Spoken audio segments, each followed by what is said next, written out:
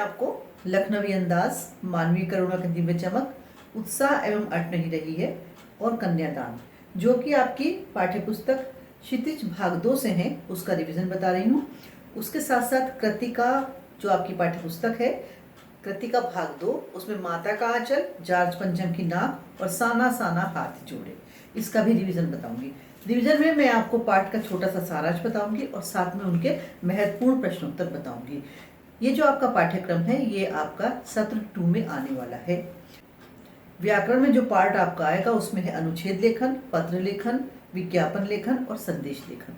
इसके लिए मैं आपको अगला वीडियो अलग से दूंगी। पहला पाठ आपका लखनवी अंदाज यशपाल द्वारा लिखित जो है, उसमें छोटा सा मैं उसको सार बताती हूँ ताकि पाठ की रिकॉर्डिंग आपको हो जाए। लेखक ने रेल यात्रा का प्रोग्राम बनाया, 2nd क्लास का टिकट लिया और वो उसमें बैठने चला गया। जब वहां पर गया तो देखा एक नवाब साहब बैठे हैं और वो नवाब साहब के बारे में सोचने लगा। लेखक ने उस डिब्बे में जाने का इरादा इसलिए किया था कि वो कोई अपनी कहानी के बारे में नहीं सोच सकेगा, लेकिन वहां पर एक नवाब साहब थे जिन्होंने लेखक का स्वागत भी नहीं किया वहां आने पर, और ऐसे भाव भी शो नहीं किए जैसे कि उनको एक साथी मिल गया हो। खाने के लिए उनके पास खीरा था जो उन्होंने बड़े स्टाइल से काटा, सूंघा और बाहर फेंक दिया, और ऐसा शो किया जैसे कि वो खीरा सिर्फ खाने की चीज नहीं है, सूंघने की चीज है। इसी पाठ के जो महत्वपूर्ण प्रश्न है वो देखिए। लेखक ने क्या सोचकर 2nd क्लास का टिकट लिया था? क्या उसके मन की इच्छा पूरी हुई? देखिए, लेखक को बहुत दूर जाना नहीं था, ये सोचकर उसने 2nd क्लास का टिकट ले लिया। सोचा वहां पर शांति होगी, एकांत होगा, इसलिए वो अपनी नई कहानी के बारे में सोच सकेगा। लेकिन डिब्बे में एकांत तो नहीं मिला, एक जीती जागती कहानी उसे जरूर मिल गई। जीती जागती कहानी से तात्पर्य यह है कि जब उसने नवाब साहब को देखा, उनका वहां बैठने का स्टाइल देखा, वहां टाइम पास करने का स्टाइल देखा, तो उसको अपनी कहानी के लिए एक विषय मिल गया। इसी का दूसरा प्रश्न, नवाब साहब ने नफासत से काटे हुए ताजा खीरों को सूंघकर ही फेंक दिया और लेखक की ओर देखा, वो क्या कहना चाहते थे? नफासत से काटे और सजाए गए खीरों को सूंघकर उसके स्वाद की कल्पना करके ही नवाब साहब ने उसे खिड़की से बाहर फेंक दिया। इसके बाद इस तरह से अपने हाथ को पोंछा और मुंह को पोंछा और गर्व से लेखक की ओर देखा जैसे कि खीरे को काटने से ही उनका पेट भर गया, और मानो वो ये कहना चाहते हो कि वो एक खानदानी रईस हैं और रईसों के जीने का यही तरीका है। मतलब वो अपने आप को बहुत ही बड़ा नवाब जैसे शो करना चाहते हो। इसी पुस्तक से आपका दूसरा पाठ है मानवीय करुणा की दिव्य चमक, जिसे सर्वेश्वर दयाल सक्सेना जी ने लिखा है। आपको ध्यान होगा फादर बुल्के के बारे में, जो कि भारतीय नहीं थे, लेकिन भारत से, भारतीय भाषा से और भारत के लोगों से उनको बहुत ही लगाव था। वो भारत आ गए और भारत में इस तरह से बस गए, रच गए कि लगता ही नहीं था कि वो बाहर के रहने वाले हैं। उनकी अंतिम यात्रा में इतने लोग आए, ऐसा लगा जैसे सारे परिजन उनके यहीं पर बसते हैं। उन्होंने बहुत ऐसे काम किए थे, लोगों की इस तरह की सहायता की थी कि सारे लोग उनके अपने बन गए थे। इसका सार एग्जाम में नहीं आना है, सिर्फ प्रश्नोत्तर ही आएंगे। तो देखिए प्रश्नोत्तर, फादर की मृत्यु का क्या कारण था? इस संबंध में लेखक प्रभु से क्यों नाराज है? मैं पहले प्रश्न को क्लियर करती हूँ कि फादर की मृत्यु इस तरह से हुई थी कि उन्हें जैसे बहुत तकलीफ हुई हो। लेखक को ये बात समझ में नहीं आई कि इतना भला व्यक्ति जो दूसरों की इतनी भलाई करता हो, उसकी मौत इतनी तकलीफदेह क्यों थी। इसका उत्तर देखिए, फादर की मृत्यु का कारण जहरबाद था। जहरबाद गैंग्रीन कहलाता है। ये एक विषैला फोड़ा होता है जो व्यक्ति को बहुत तकलीफ देता है। लेखक प्रभु से नाराज इसलिए है कि फादर जैसी मानवीय करुणा की दिव्य मूर्ति को जीवन के अंतिम दिनों में इतनी भयंकर पीड़ा क्यों उसने दी। उसने से मतलब ईश्वर ने। फादर की पारिवारिक पृष्ठभूमि बताइए, यानी कि उनका परिवार कैसा था। फादर का जन्म बेल्जियम के रैम चैपल स्थान में हुआ था। उनके परिवार में माता पिता, 2 भाई और 1 बहन थी। एक पादरी था और दूसरा कोई काम करता था, यानी उनका एक भाई पादरी था और दूसरा भाई कोई काम करता था। बहन कठोर स्वभाव की जिद्दी लड़की थी, उसने शादी बहुत देर में की।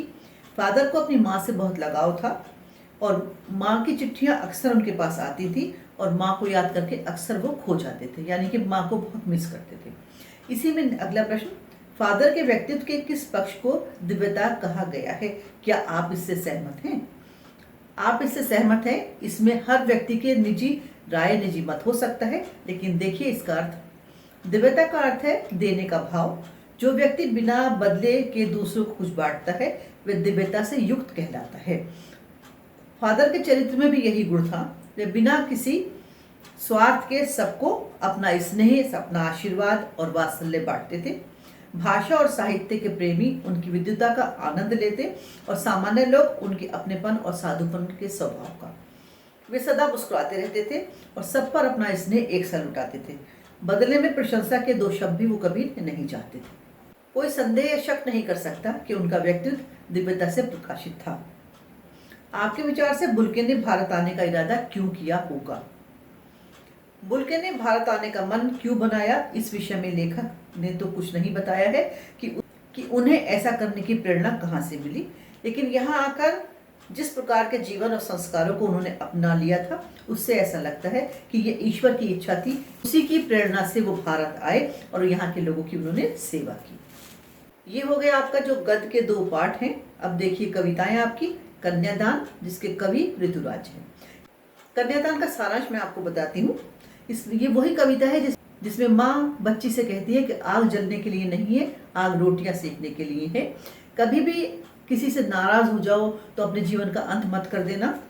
हमारे भारतीय समाज में बेटी के विवाह के समय उसको सीख दी जाती है, उसको बहुत कुछ समझाया जाता है, तो लेकिन माँ उसको यहाँ पर ये समझाती है कि वो मर्यादा में तो रहे, लेकिन भोली बनकर कभी किसी की ज्यादतियों को ना सहे। हर परिस्थिति से लड़ना तो सीखे, लेकिन उनके सामने हारे नहीं। तो देखिए उसी कविता के प्रश्न, क्या कारण है कि कवि ने माँ के दुख को प्रमाणिक कहा है? प्रमाणिक का यहाँ क्या अर्थ है?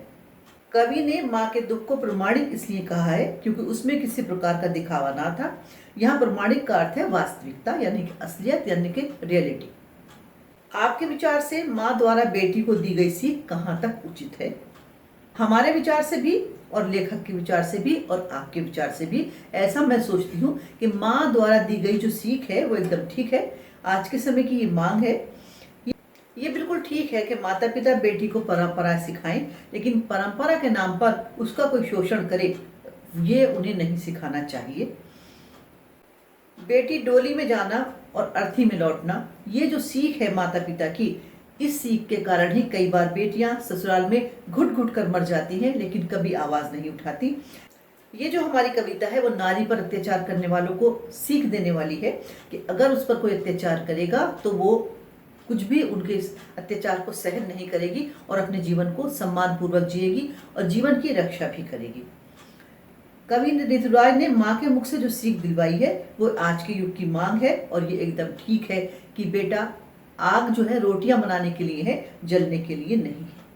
वीडियो के इस भाग में मैं आपको उत्साह और अट नहीं रही है।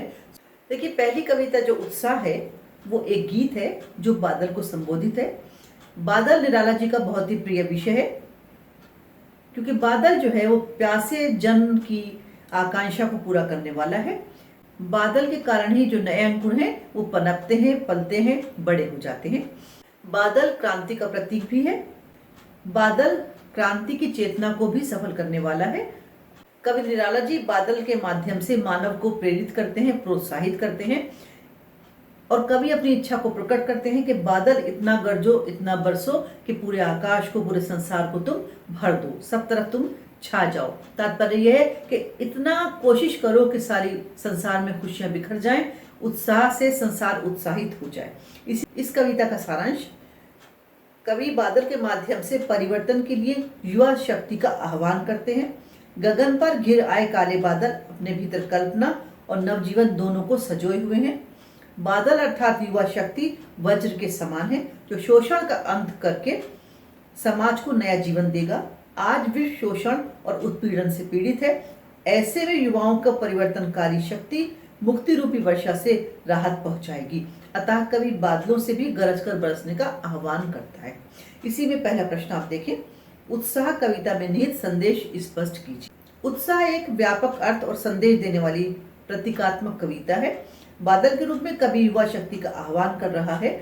कवि युवा पीढ़ी को संदेश देता है कि पहचानो अपने अंदर के युवा मन की कोमलता को, साथ साथ वज्र शक्ति भी है तुम्हारे अंदर, उसको भी जान लो। ये शक्ति विध्वंस का ही नहीं, निर्माण का भी काम करती है। जिस प्रकार बादल केवल बाढ़ का कारण नहीं बनते, खेतों को सींचकर, धरती को नवजीवन देते हैं। जैसे बादल गर्मी का तपिश का अंत करके शीतल जल द्वारा सभी को सुख देते हैं, वैसे ही युवा शक्ति क्रांति लाकर शोषण अन्याय का अंत कर सकती है और सभी को आनंद तथा शक्ति का अनुभव करा सकती है। दूसरा प्रश्न है, कविता का शीर्षक उत्साह क्यों रखा गया? निराला जी की यह कविता प्रतीकात्मक है। बादल यहाँ युवा शक्ति का प्रतीक है। युवाओं का प्रमुख लक्ष्य उत्साह होता है। उत्साह के बिना युवा युवा ही नहीं। यदि उत्साह है तो बड़ी आयु के व्यक्ति भी युवा ही लगते हैं। उत्साह ही क्रांति का वाहक बन सकता है। इसलिए निराला जी ने इस कविता का नाम, इस कविता का शीर्षक उत्साह रखा। दूसरी कविता है अट नहीं रही है। दूसरी कविता से तात्पर्य है, निराला की दूसरी कविता है अट नहीं रही है। इस कविता में कवि ने फागुन की सुंदरता को बताया है। फागुन मास सांस लेता है और सब तरफ अपनी सुगंध भर देता है। आकाश में सुगंध पंख लगाकर जैसे लगता है जैसे उड़ गई है। इसी के लिए पहला प्रश्न, फागुन में ऐसा क्या होता है जो बाकी ऋतुओं से भिन्न होता है? फागुन के महीने में बसंत ऋतु अपनी चरम सीमा पर होती है। ये वर्ष का सबसे सुंदर समय होता है। इस माह से ना तो ठंड होती है ना ही गर्मी। सुहावने मौसम में फूल खिलने लगते हैं। पेड़ों पर और लताओं पर नए पत्ते आ जाते हैं। जो बाग हैं उसमें कोयल बोलने लगती है। खेतों में फसलें लहलहाने लगती हैं। ऐसे सुंदर दृश्य किसी अन्य ऋतु में देखने को नहीं मिलते। दूसरा प्रश्न, फागुन की आभा किसके तन नहीं सट रही है और क्यों? फागुन के महीने में प्रकृति अपने पूरे यौवन पर होती है। अर्थात फागुन में शोभा इतनी अधिक होती है कि प्रकृति उसे संभाल नहीं पाती। कवि को ऐसा लगता है। अब इस कविता का सारांश देखिए। निराला द्वारा लिखित कविता अट नहीं रही है फागुन मास अर्थात वसंत ऋतु की मादकता तथा शोभा का वर्णन करती है। फागुन मास में प्राकृतिक सौंदर्य इतना अधिक होता है जैसे धरती में समाये नहीं समाता। वातावरण में सुगंध होती है और सांस लेने पर भी मादकता सी छा जाती है। चारों तरफ इतनी सुंदरता होती है कि आंखें उस पर किसी पल नहीं हटती। चारों ओर फूल लताएं हरे और लाल रंग की आभा जैसे प्रकृति से संभाले नहीं संभलती। यानी कि हर तरफ सुंदर फूल आ जाते हैं, नए नए पत्ते आ जाते हैं। वसंत ऋतु अपने आप में ऋतुराज भी कहलाती है। वीडियो के इस हिस्से में हम कृतिका कैसे रिवीजन करते हैं। तो कृतिका भाग 2 से पहला पाठ आपका माता का आंचल, जिसे शिव पूजन सहाय ने लिखा है। माता का आंचल, इसके प्रश्नोत्तर देखिए। माता का आंचल पाठ के आधार पर कहा जा सकता है कि बच्चे का अपने पिता से अधिक जुड़ाव था, फिर भी विपदा के समय वह पिता के पास न जाकर माँ की शरण लेता है। आपकी समझ में इसका क्या कारण हो सकता है? पिता से बच्चे का जुड़ाव बहुत अधिक होने के बाद भी जब कोई परेशानी का समय आता है तो माँ को याद करता है। हो सकता है माँ के साथ उसका स्नेह इतना अधिक होता है और उसे बड़ा विश्वास भी होता है कि माँ उसे हर मुसीबत से बचा लेगी। बच्चे को ये लगता है कि माँ के आंचल में छिपकर वो हर मुसीबत से छुटकारा पा लेगा। क्योंकि माँ पुत्र के अपराधों पर अधिक ध्यान नहीं देती, उसकी गलतियों को छोड़ देती है, क्षमा कर देती है। माँ का हृदय माँ का होता है किसी भी बुरे समय में, इसीलिए हर व्यक्ति के मुंह से माँ ही निकलता है। दूसरा प्रश्न, भोलानाथ और उसके साथियों के खेल और खेलने की सामग्री आपके खेल और खेलने की सामग्री से किस प्रकार अलग है? पाठ में वर्णित भोलानाथ और उसके साथियों द्वारा खेले जाने वाले खेल इस प्रकार हैं। जैसे वो खेलते थे मिठाई की दुकान का खेल, जिसमें ठीकरे यानी कि टूटे हुए मिट्टी के बर्तन, पत्ते, ढेलों आदि को मिठाई का रूप दिया जाता था। ढेले का अर्थ है मिट्टी के बड़े बड़े टुकड़े। घर बनाना, जिसमें तिनकों के छप्पर, दातुन के खंबे और दिया सलाई के किवाड़ बनाए जाते थे। पाठ बहुत पुराना है, हमारे बच्चों को सुनने के बाद तो इसे हंसी आती होगी। बारात का खेल, जिसमें कनस्तर का तंबूरा, अंगोले की शहनाई, टूटी चूहेदानी पालकी बनाकर बच्चे खेला करते थे।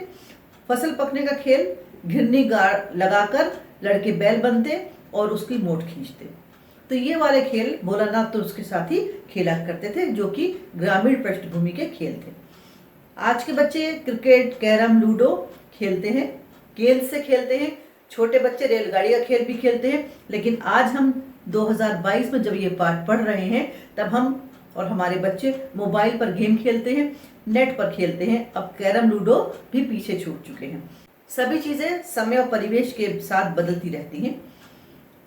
इसलिए अगर हम 2022 में नेट पर खेलते हैं, मोबाइल पर खेलते हैं और भोलानाथ के समय में मिठाई की दुकान के खेल ठीकरे पत्ते ढेलों से खेले जाते थे। इसमें कोई हैरानी वाली बात नहीं है। देखिए अगला प्रश्न इसमें, भोलानाथ अपने माता पिता को क्या कहकर पुकारता था, पिता उसे क्या क्या कहा करते थे। भोलानाथ अपने पिता को बाबूजी और माँ को मैया कहकर पुकारता था। पिताजी उसे स्नेहपूर्वक भोलानाथ कहकर पुकारते थे, जबकि उसका असली नाम तारकेश्वर नाथ था। बहुत बार होता है कि माता पिता बच्चों को छोटे छोटे अलग नामों से बुलाते हैं। स्कूल कॉलेज के नाम, संबंधियों के लिए नाम उनके अलग चलते हैं। हो सकता है आप में से भी बहुत सारे बच्चों के घर के नाम अलग हों, जिसे कि हम निकनेम कहते हैं। इसी का अगला पार्ट है जार्ज पंचम की नाक, जिसे कमलेश्वर ने लिखा है। जार्ज पंचम की नाक, पहला प्रश्न, सरकारी तंत्र में जार्ज पंचम की नाक लगाने की जो चिंता या बदहवासी दिखाई देती है, उनकी किस मानसिकता को दर्शाती है। सरकारी तंत्र में जार्ज पंचम की नाक लगाने के लिए जो चिंता या बदहवासी थी, वह उनकी तंत्र के प्रति चापलूसी की मानसिकता को दर्शाती है। सरकारी तंत्र सत्ता की खुशामद में लगा रहता है, ये तथ्य इस बात से और स्पष्ट हो जाता है। जार्ज पंचम की लाट की नाक पुनः लगाने के लिए मूर्तिकार ने क्या क्या यत्न किए। जार्ज पंचम की नाक को पुनः लगाने के लिए मूर्तिकार ने हर संभव यत्न किए। सबसे पहले उसने लाट के पत्थर की जांच करवाई। पुरातत्व में इससे संबंधित कोई फाइल नहीं मिली, इसलिए घूम घूमकर भारत के प्रत्येक पहाड़ तथा पुराने नेताओं की नाक के पत्थर से लाट के पत्थर को मिलाता रहा। जब ये कोशिश असफल हो गई, तब उसने लाट की नाक के स्थान पर जीवित नाक लगाकर जार्ज पंचम की नाक बचाने का फैसला कर लिया, और वह अपने इस अभियान में सफल भी हो गया। इसी में अगला प्रश्न है, नाक मान सम्मान और प्रतिष्ठा का प्रतीक है। ये बात इस पूरी रचना में व्यंग की तरह सामने आई है। लिखिए, नाक मान सम्मान और प्रतिष्ठा का प्रतीक मानी जाती है। ये बात पूरी व्यंग रचना में झलकती है। पाठ में वर्णित सरकारी तंत्र की सभी गतिविधियों और प्रयास जार्ज पंचम की मूर्ति की टूटी नाक को लगाने के लिए किए गए हैं।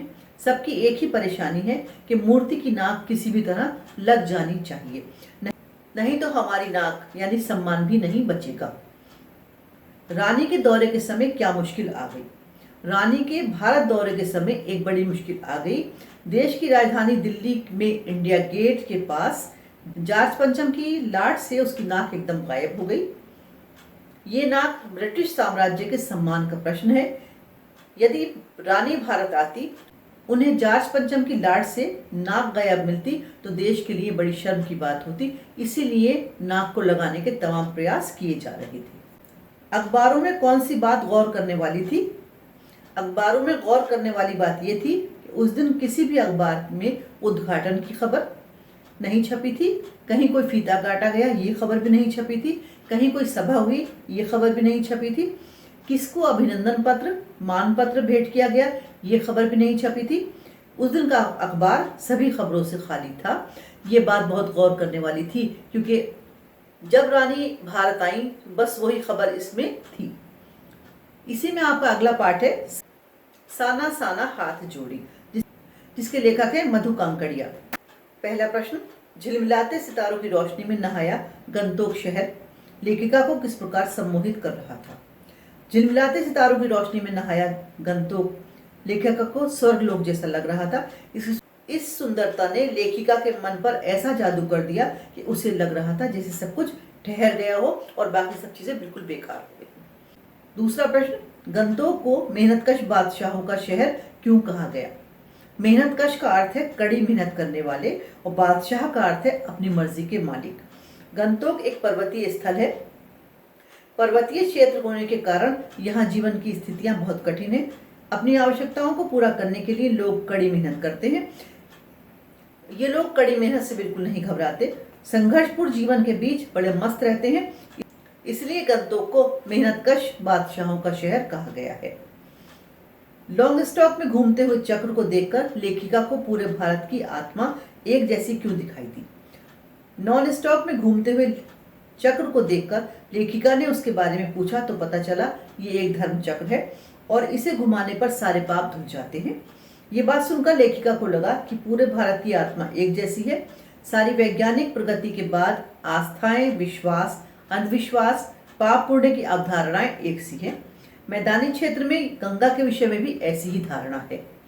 प्रकृति ने जल संचय की व्यवस्था किस प्रकार की है, ये इसके लिए अगला प्रश्न है। प्रकृति ने जल संचय की बड़ी अद्भुत व्यवस्था की है। सदियों में पर्वत शिखरों पर बर्फ के रूप में जल का भंडारण होता है। हिममंडित पर्वत शिखर एक प्रकार के जल स्तंभ है जो गर्मियों में जलधारा बनकर करोड़ों की प्यास बुझाते हैं।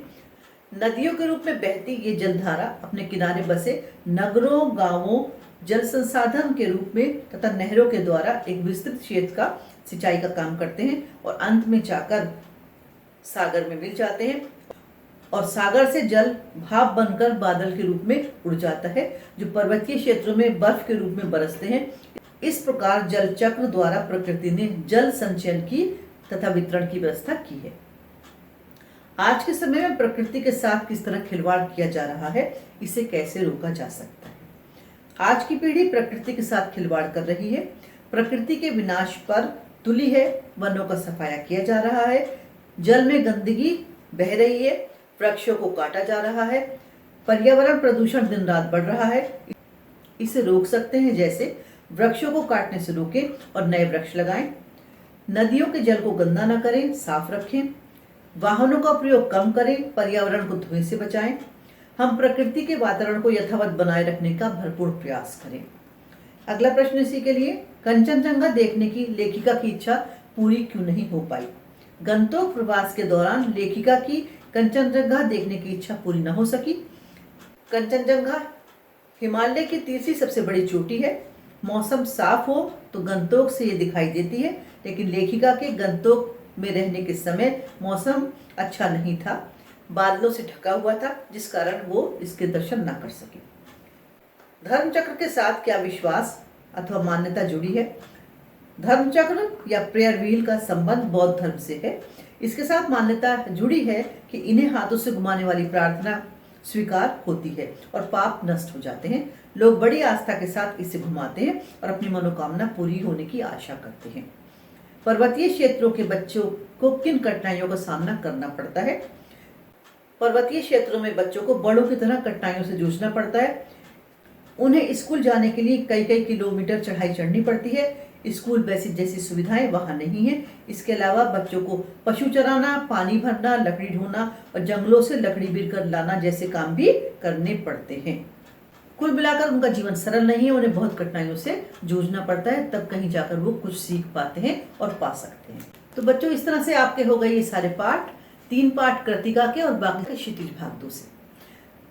इस वीडियो में मैंने आपको क्षितिज के पाठों का हल्का फुल्का सा सारांश देने की कोशिश की है ताकि आपको उन पाठ का ध्यान आ जाए। उसके अलावा महत्वपूर्ण प्रश्नोत्तर जो थे मुझे लगते थे वो मैंने आपको बताए हैं। प्रश्नोत्तर आप ध्यान से पढ़ लीजिएगा, याद कर लीजिएगा। सभी प्रश्नोत्तर का लिंक आपको डिस्क्रिप्शन बॉक्स में मिल जाएगा, उससे आप उनको याद भी कर लीजिएगा। इससे पहले भी मैंने हिंदी कोर्स 1 के कुछ वीडियो आपके लिए अपलोड किए थे, उम्मीद है वो आपने देखे होंगे। मेरे चैनल को सब्सक्राइब कर लीजिए, लाइक शेयर करते रहिए, ध्यान से पढ़ते भी रहिए। Thank you.